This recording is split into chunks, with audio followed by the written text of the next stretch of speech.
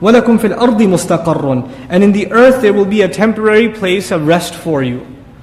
There's muqam and mustaqar. Mustaqar is a place you take tranquility in and you find stop in and you find coolness in for a limited period of time. So Allah says the station of the earth is going to be temporary. وَمَتَاعٌ إِلَى حِينٍ. And utilities until a given time. And a very powerful word Allah used for dunya here, mata'. Mata'. Mata' in Arabic means a tool, like a shovel, or like a brush, or a scrape, or a sponge in a kitchen. Things you use. But mata' by definition is something you use, but you don't enjoy.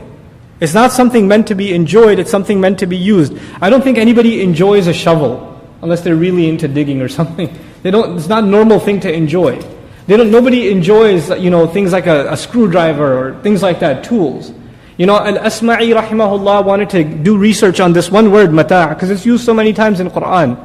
And the way he used to do research, he used to go to the Arab Bedouin deserts to try to find people that are using that word without asking them. So he wanted to see the word being used in its natural context.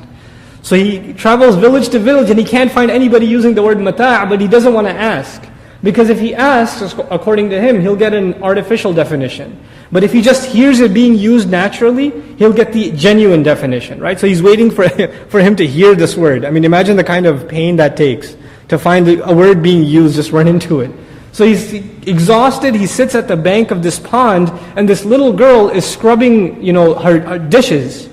She's scrubbing it, and her pet goat comes, and it grabs the brush and runs away with the brush. So the girl starts crying and says, أَخَذَ مَتَاعِي.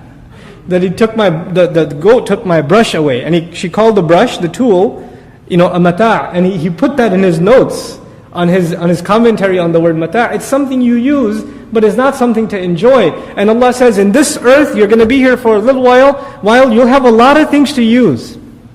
But don't get caught up in them. They're supposed to be things that are in your hand, not in your heart.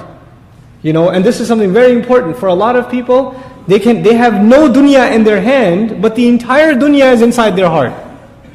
So even if they have no materials, they're still materialistic. And on the other hand, you can have a person who has all the wealth in the world, but the wealth is in their hand.